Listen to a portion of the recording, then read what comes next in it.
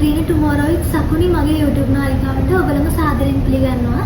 ඉතින් මගේ ව්‍යාපෘති ක්‍රියාකාරකමක් තමයි වර්ණගල රක්ෂිතය ආශ්‍රිතව නාමපුර සවිකිරීම සහ එහි වඳ වෙලා ගිහලා තියෙන ආවේනික ශාක විශේෂ රෝපණය කිරීම. ඉතින් ඒකට හේතුව තමයි මිනිස් ක්‍රියාකාරකම් හින්දා හායනට ලක් වෙලා තියෙනවා මේ පරිසර පද්ධතිය. ඉතින් මම මගේ මේ ක්‍රියාකාරකම් ඔස්සේ ඒ පරිසර පද්ධතියට ගැළපෙන සහ වඳ වියාමේ තර්ජනයට ලක් වෙලා තියෙන ශාක විශේෂ රෝපණය කිරීමක් සහ නාමපුර සවිකිරීමක් තමයි මම සිදු කරන්නේ. ඉතින් මම වර්ණගල ගැන හැඳින්නුවත් වර්ණගල කියන්නේ සිරිපාද අඩවියට යන ඒ මාර්ගයේ තියෙන රක්ෂිතයක්. ඉතින් ඒ රක්ෂිතය කියන්නේ ජෛව විවිධත්වයෙන් අනු වන සුන්දර පරිසර පද්ධතියක්. මම ඉතින් බලාපොරොත්තු වෙනවා ඒ පරිසර පද්ධතිය ආරක්ෂා කරන්න සහ කලින් තිබ්බ තත්ත්වයටමපත් කරන්න. ඉතින් ආරාධනා කරනවා දිගටම මාත් එක්ක රැඳිලා ඉන්න කියලා. Green Tomorrow with මගේ සකුණු YouTube නාලිකාව සමග.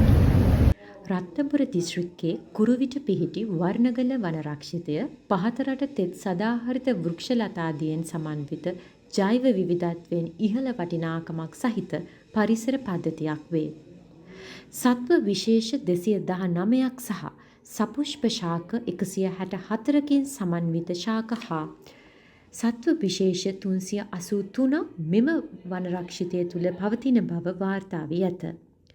අප රටට ආවේනික උඩවැඩියා විශේෂයක් වන පොඩෝචිලස් වර්ණගලෙනිසිස් විශේෂයද මෙම රක්ෂිතය තුළ වාර්තා වී තිබේ.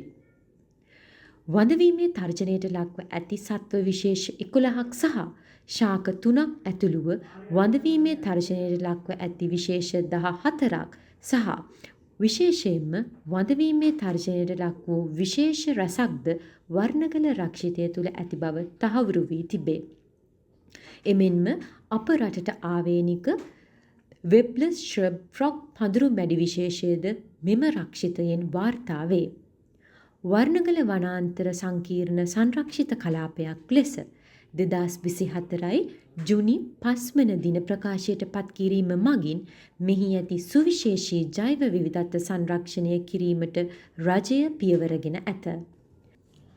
ඉතින් සකුනි සත්සරණි වන මම 2025 ඉකෝ ගෝ බියෝන් තිරසර පාසල් ව්‍යාපෘතියේ ප්‍රධාන ව්‍යාපෘති මාතෘකාව වන පරිසර පද්ධති ප්‍රතිස්ථාපනය යන මාතෘකාව මූලික කොටගෙන තවත් එක් අධ්‍යයනයක් ලෙස මාගේ මේ ප්‍රයත්නය වන්නේ මිනිස් ක්‍රියාකාරකම් නිසා හායනයට ලක් වී ඇති වර්ණගල රක්ෂිතය නැවත රුක් රෝපණ වැඩසටහන් සිදු කරමින් නාමපුවරු සකසා පරිසර මාතාවට දායාද කිරීමයි.